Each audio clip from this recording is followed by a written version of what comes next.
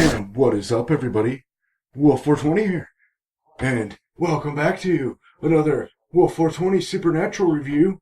Yeah, Season 13, Episode 12, entitled Various Sunday Villains. Well, that about sums it up, doesn't it? Oh, right, wait, it was Various and Sundry Villains. As in if it was said with an Irish accent, I would suppose. Should it be like various and sundry villains? I wonder why they'd be doing that in an Irish accent. No idea. So let's go on with the episode. So it opens on the scene of a man walking into a gas station in Wichita, Kansas. See, it's like funny because like witch is in the word witch is in the town name. And if there wasn't just flashbacks of, witches from the past in the then and now thingy, then I would have suspected that it was witches anyways. Because witch is in the town name. The word witch is in the town name. Which witch was which? I care not for grammar. So I would not know. Anyways, let's continue. The man walks into the gas station, and he's looking around, and he talks to the cashier, and he goes and he picks up some liquor, and he's about to go check out, and he hears these chicks giggling in the back corner, and he looks over at them, and well, one of them comes up behind him, and they put a thing in his pocket, and they whisper an incantation, "A gratia amore," and it makes him fall head over heels in love with her, and they start giving him a sob story that they have run out of gas and they have no money and they need to get somewhere.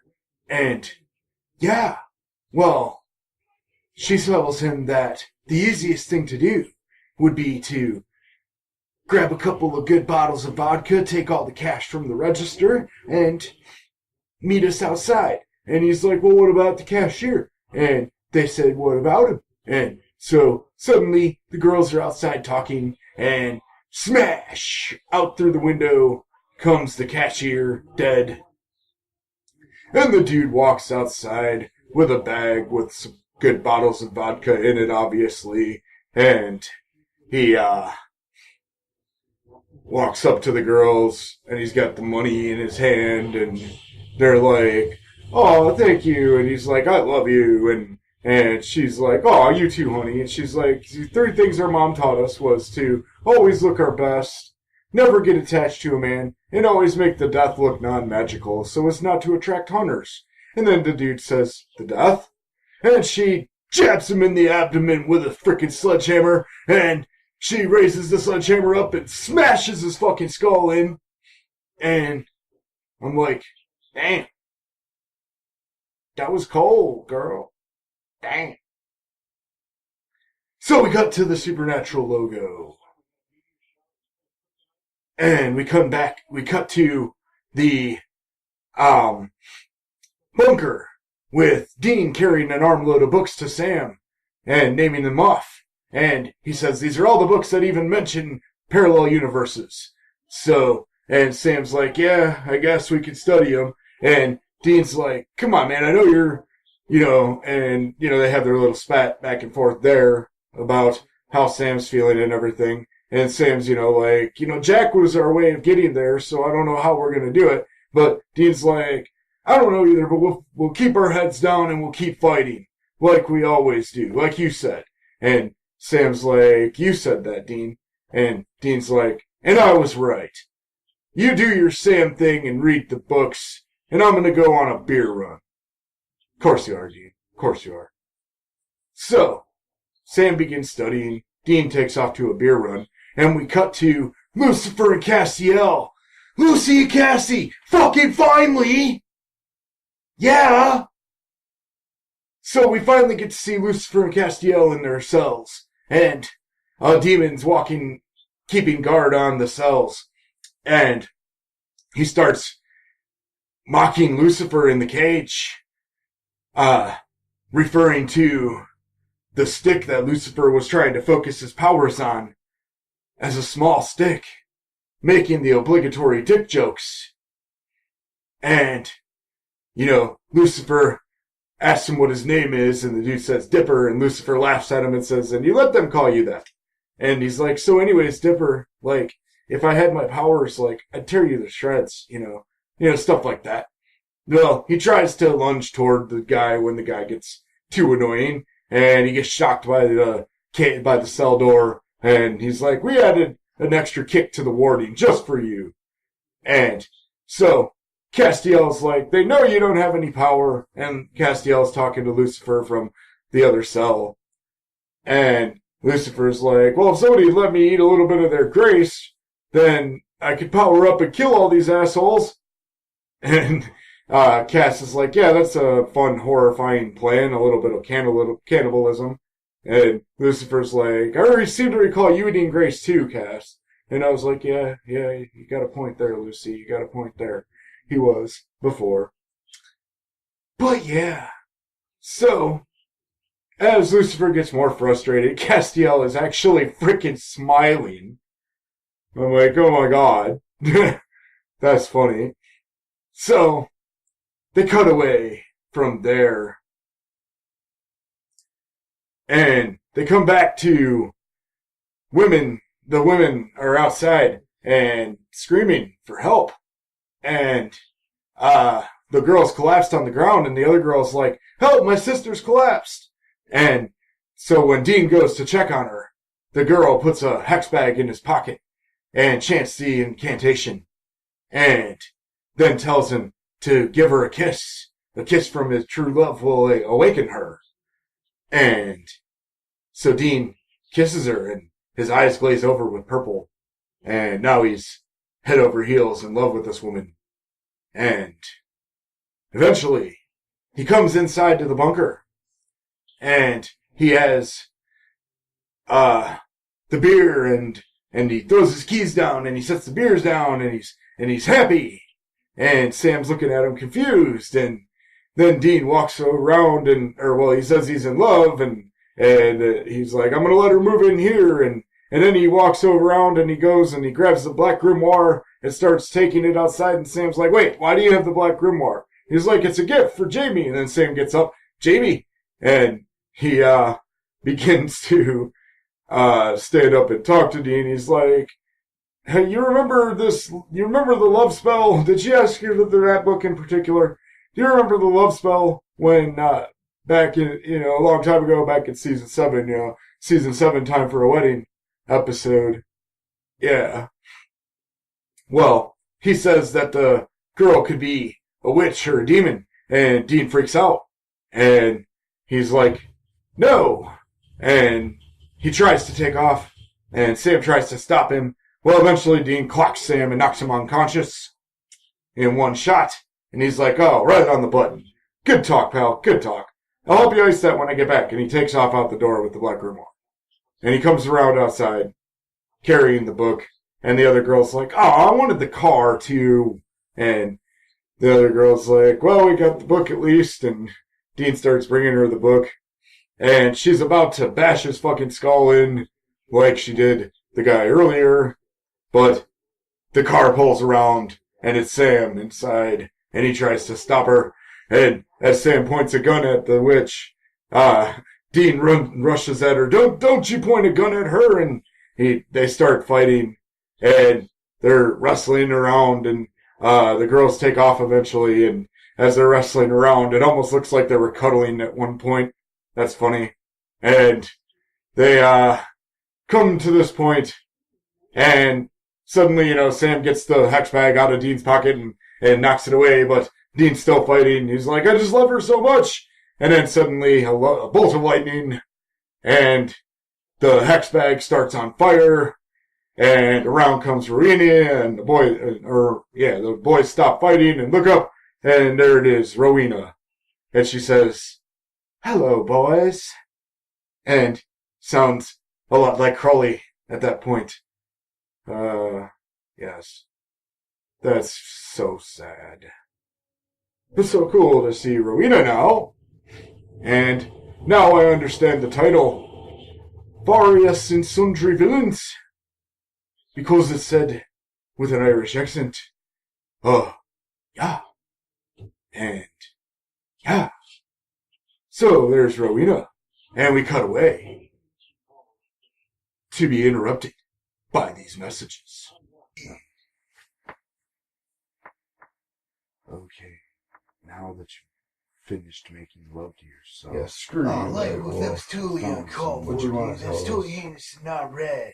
Dillhole. Looks like I found the only other Wolf 420 remaining in this apocalypse world. Whoa. For Besides real? the evil meta. Whoa, dude. Come on out. Like, dude, wolf. Emo wolf. Get a load of that, man. Huh? Emo wolf. Whoa. It's so lame. Damn it! It's happening again, isn't it? Son of a bitch! So we cut back from the interruption, and we come on the scene to Lucifer and Castiel, or Lucifer in his cell, still trying to make the little stick move with his mind. He's got it on the floor, and he's just saying, rise, rise, trying to make the stick move with his mind. And the demon walks by, and, he sits there and he nods at him, and, he tells Castiel that they have plans for him, and the demon goes on, and Lucifer's like, yeah, well, who also has plans? Michael, when he's going to kill all of us. And Castiel's like, yeah, if he comes. And Lucifer's like, let me tell you something about my dick brother. Every version of my dick brother. If he says he's going to do something, he does it. It doesn't matter who he has to kill or what he has to do. He will do it. It's just that simple. It just happens. And Castiel says, well, if this is true, then how long do we have? And Lucifer's like, well, as soon as he's done torturing Mary Winchester, and he starts taunting Castiel, and he talks about how when Lucifer tells the truth, he says, the truths I tell hurt, and people call them lies. That's all the problem is. And Castiel's like, well, let me tell you a painful truth there, Lucy. Your boy calls me daddy.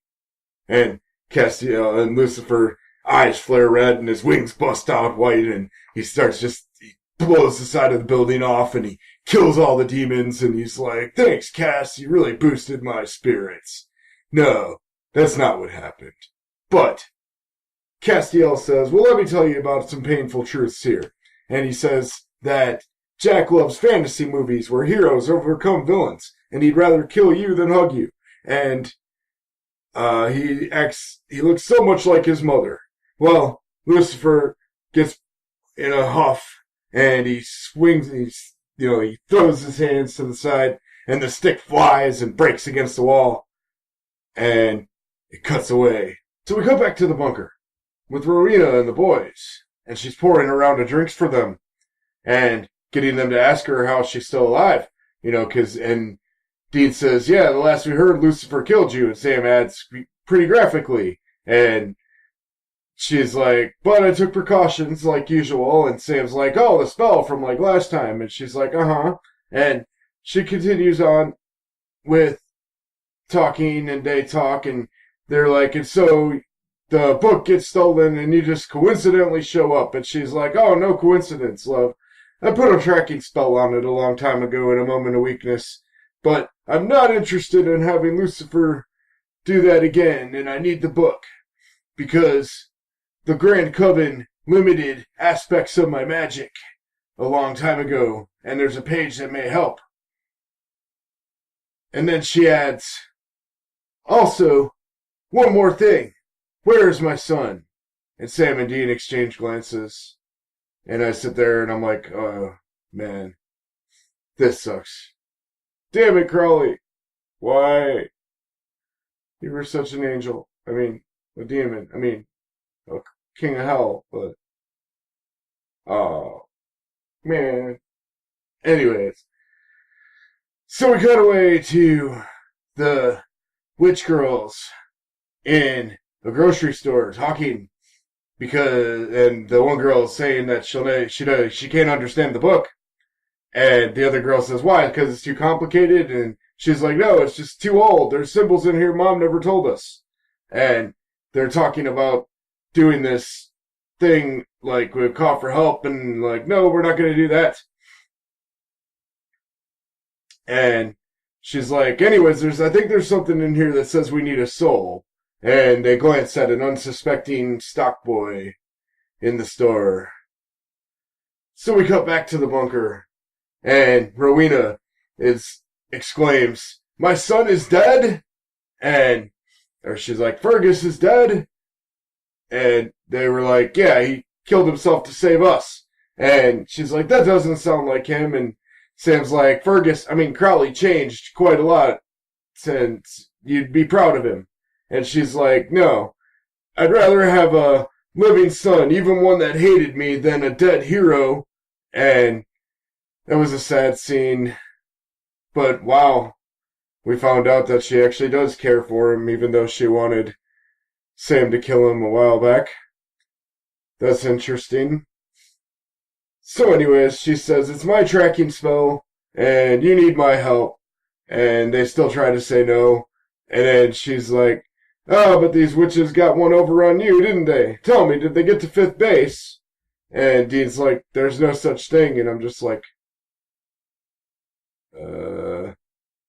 okay. So she smiles and says, you poor sheltered boy. And they get ready to go out. And we cut back to the girls yet again. The witch girls. Which girls? The witch girls. We cut back to those girls again. The aforementioned witch girls. And we find them looking over a table with somebody on it and trying to use a spell to resurrect this person. It turns out it's their mother, and they want her alive, and this book can help them, but they have to figure it out on their own. And the guy, the stock boy from earlier, says, you can do it. I love you. And she's like, aw, we still need that soul, right? And she walks over and she plunges a blade through his heart. And he just sits there and slowly bleeds out with a look of idiotic love on his face at the girl that just ran him through. And it's like, wow. And I'm like, so, they're trying to resurrect their mother with the Black Grimoire. Is this like Full Metal Alchemist? Because what equivalency equals a soul? We shall never know. So we cut away to be interrupted by a commercial. Wolf has something that can help us. Go ahead and tell him what you told me. Pathetic little weasel. I know how the meta got into different worlds. I have the same power. Well, like, I live in a underground shelter because I hate everything and everybody, and I just don't want to interact with any of them, so that's how I survived. The meta didn't kill me because I didn't talk to him, because I hate him. I hate it all. This world sucks. FML. Yeah, I got a power. I can probably get you guys home. Oh, you know how to get us back? Yeah. Akio wand! Whoa. Cool trick, bro. Okay. I'm gonna summon the Dark Mark, and that'll send you to a new world.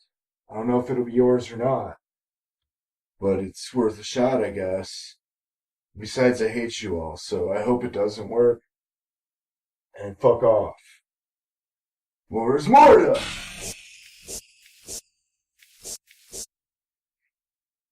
Alright. Now leave me alone. And don't tell Meta I exist. Alright, let's go then, dicks. So, after the interruption that they have apparently patched into my review, anyways, after the interruption, we cut to the car pulling up and Sam and Dean and Rowena pulling into a place where the tracking spell has found the girls with the book, but the tracking spell is not like GPS. It doesn't tell her exactly where the book is. It just says it's not in this location, or it's in this location and not moving.